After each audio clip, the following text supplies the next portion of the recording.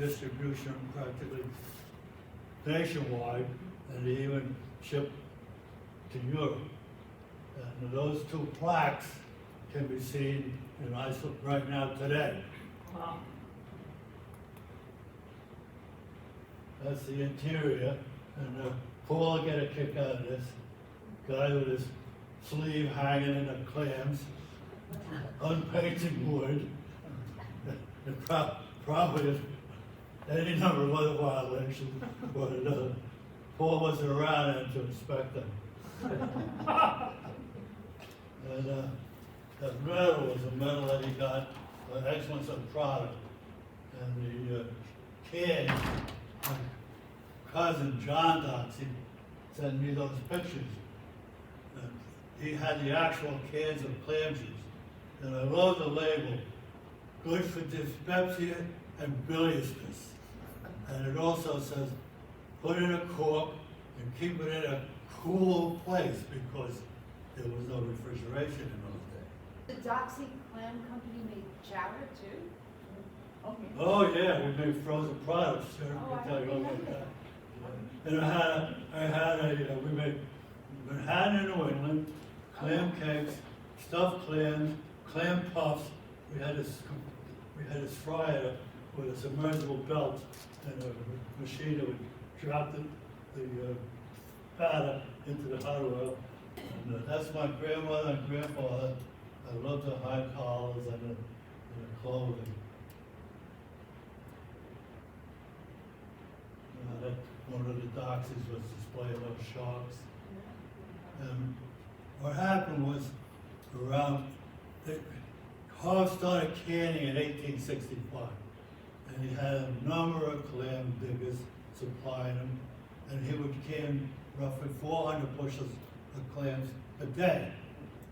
So, for a 35-year span, the old good old days, around 1900, 1905, there weren't enough clams enough to supply the cannery. So, I forgot to tell you, he had two wives, both named Elmira. And the first, I was from the second one. The son from the first wife took the company to the Outer Banks of North Carolina.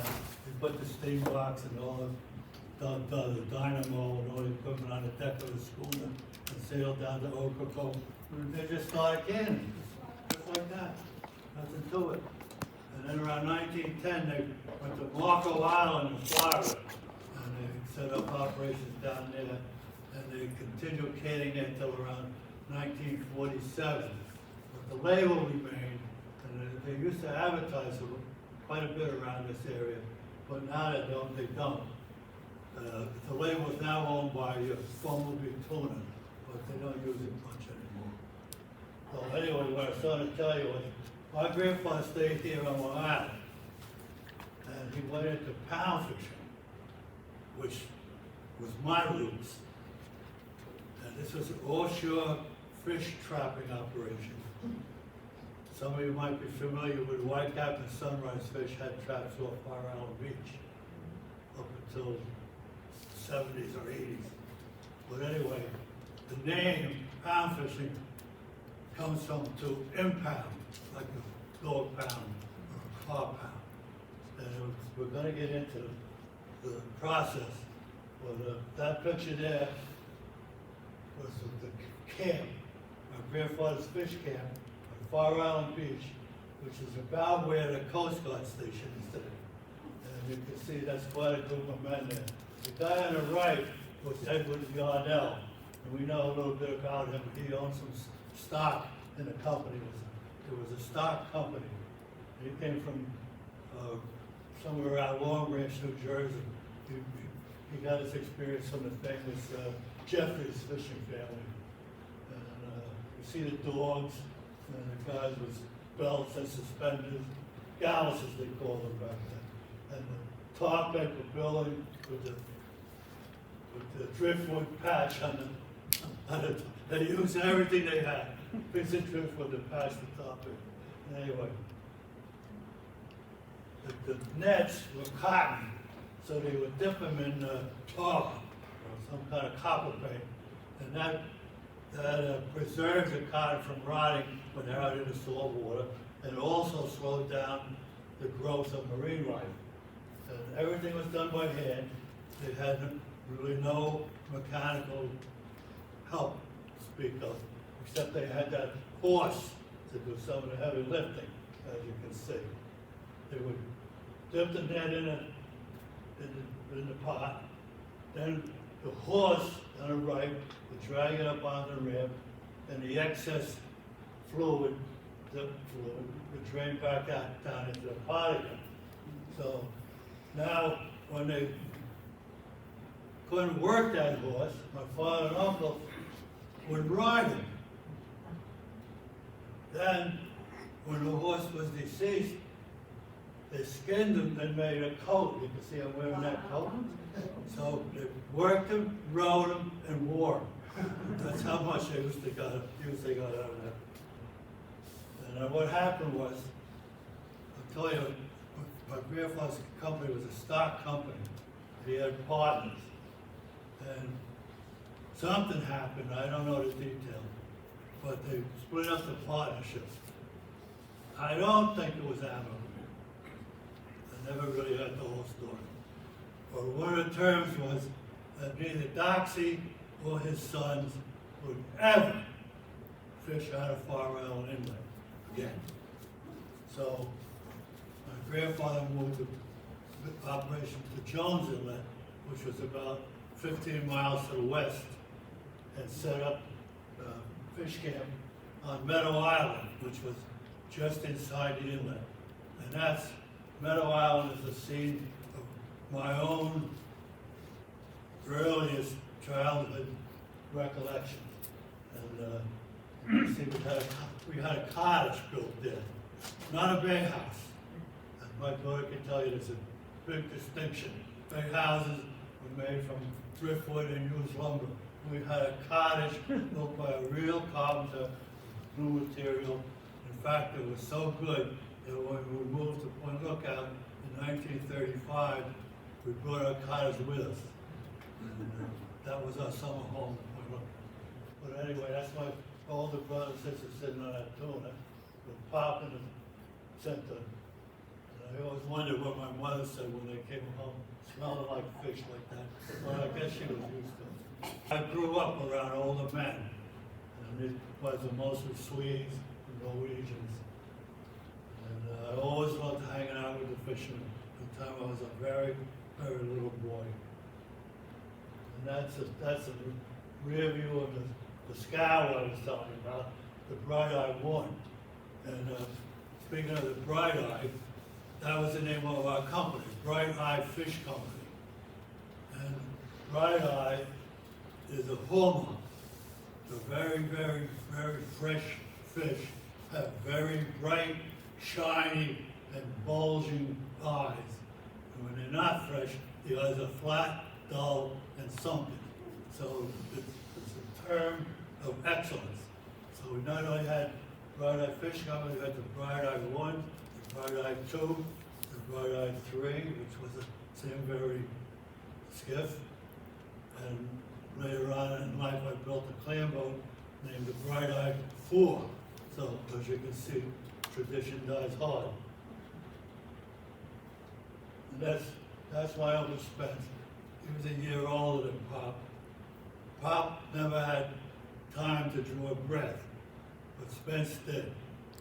And, at the time that my grandfather dissolved the company, they were both in France in World War I. And Pop was in the 189th Aero Squadron behind the lines, and they were quartered in civilian housing. But Spence was in the combat engineers, and they were the guys that went over the top during the midnight hours and cut the barbed wire. We were never allowed to ask him what he did in the war. So what I'm getting at is Spence did have time to draw a breath, as you'll see later on. And Spence was some of his friends. Another friend. more friends to spend. He got married late in life, and he had no children. And I didn't know it, of course, but I was his surrogate son. And I had 3 parents. And my mother was always dragging me to God, and my father was pulling me to work, and Spencer, well, you get the point, right? He's got a smile on his face right there, so you know who he's talking to.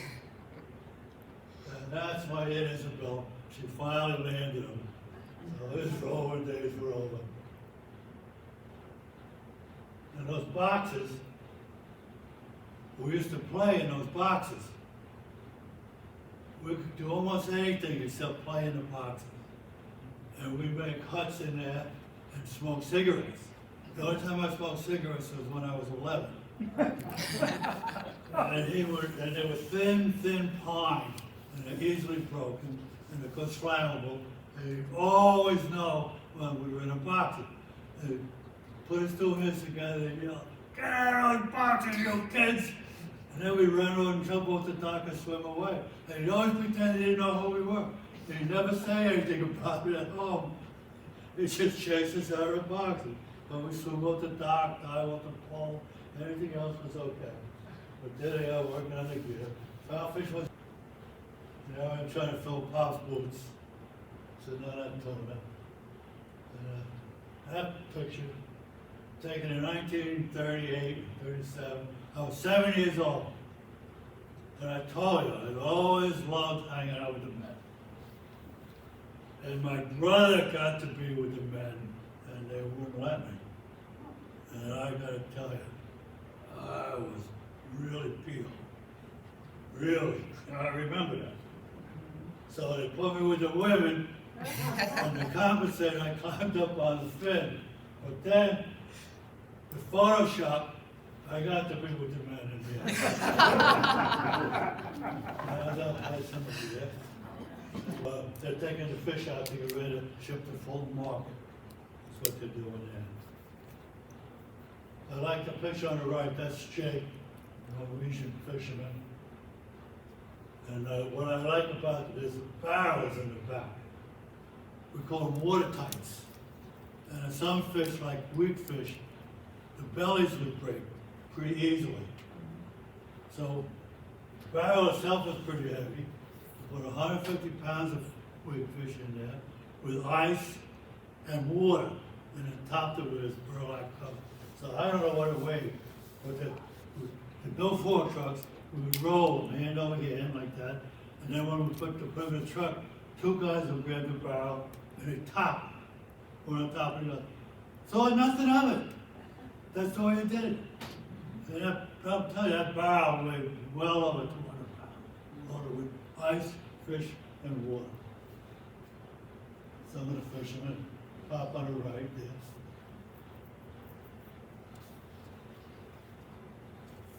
Pop in the center. He had an uncanny ability to always be front and center. And that's a basking shark, which you can see a picture of over here. They're so named because they bask on the surface. They have no teeth, and they feed by shifts nutrients through their gills. That's how they feed.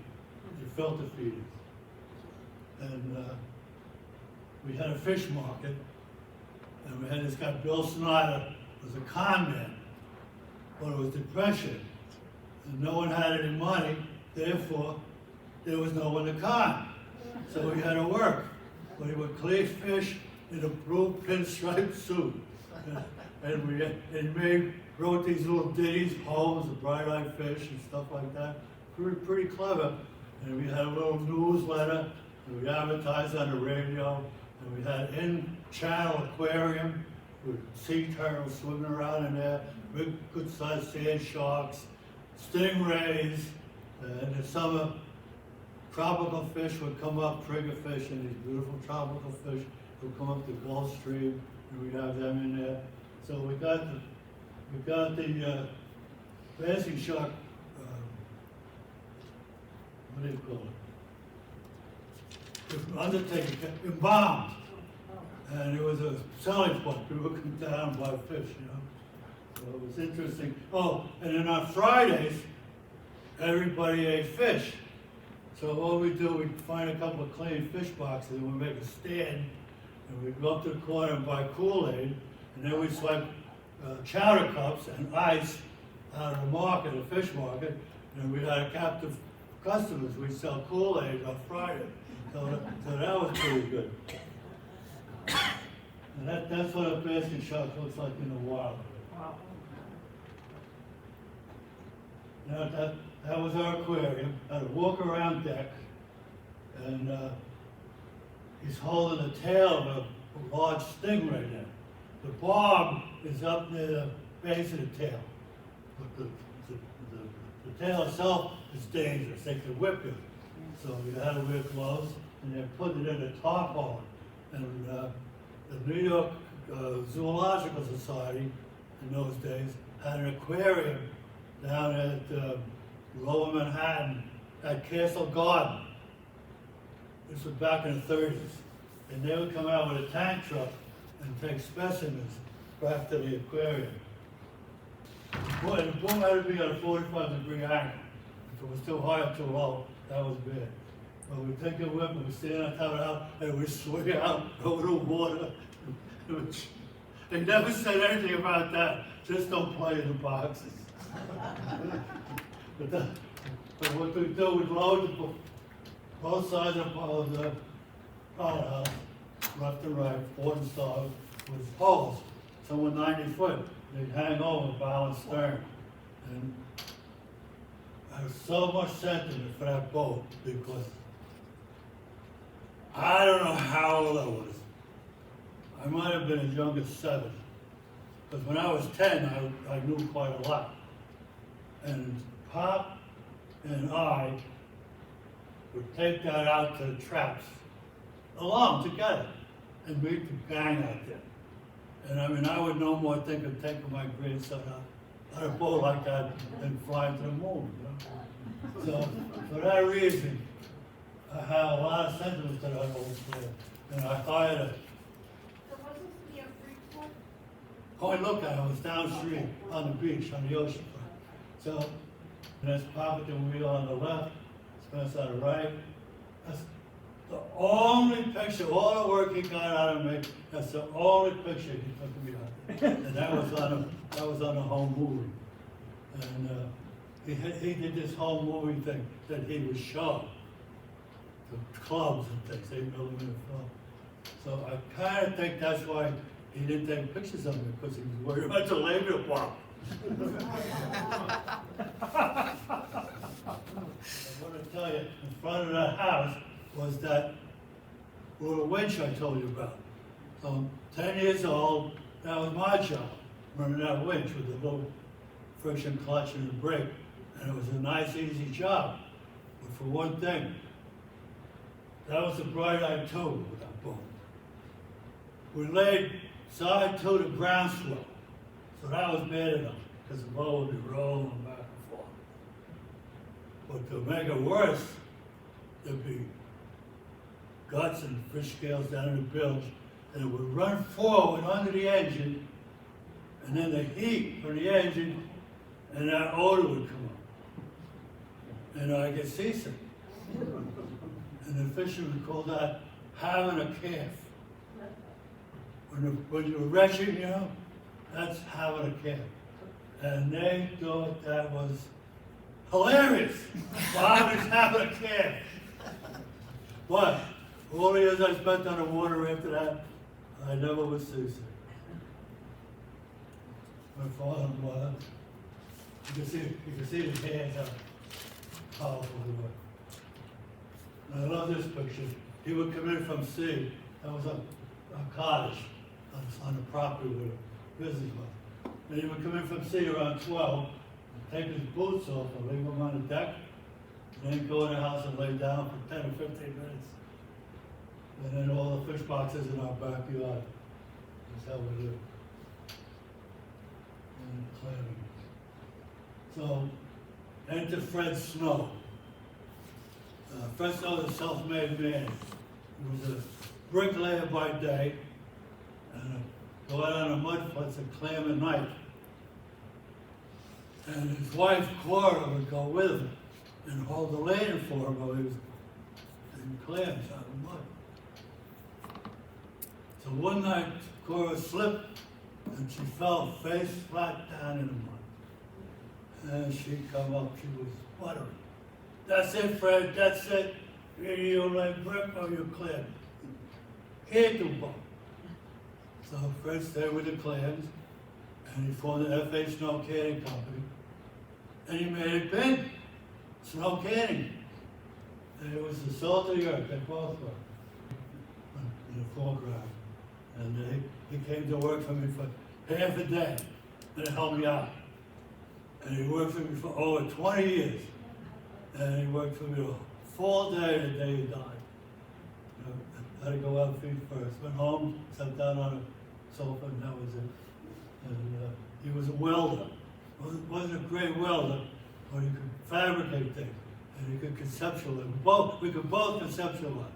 And we built all kinds of conveyors and all kinds of stuff. And we had our best ideas when we were out on the water together. We built that hopper, and we would raise the hopper, and the clams went up on a conveyor, and it went from the conveyor into the bag. So we didn't have to show the clams. We still had to stock them. Me when I was, this was offshore, the dolphin would get under the bow. The porpoise would go under the bow, and they'd ride the bow wave. And they'd frog and would go around the boat.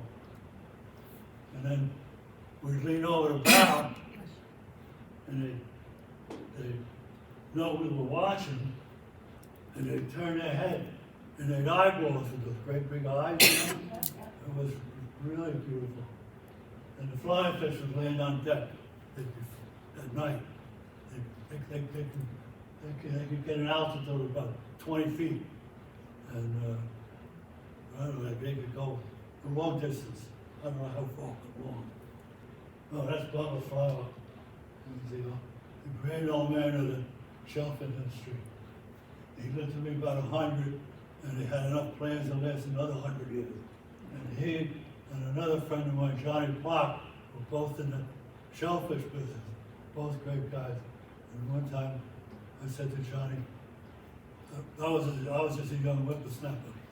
I said, hey Johnny, you and Bubba are at the same age, aren't you? Oh no, he said. Bubba's 83. I'm only 82. So that's why I said I'm only 94. I'll never forget when Johnny said that.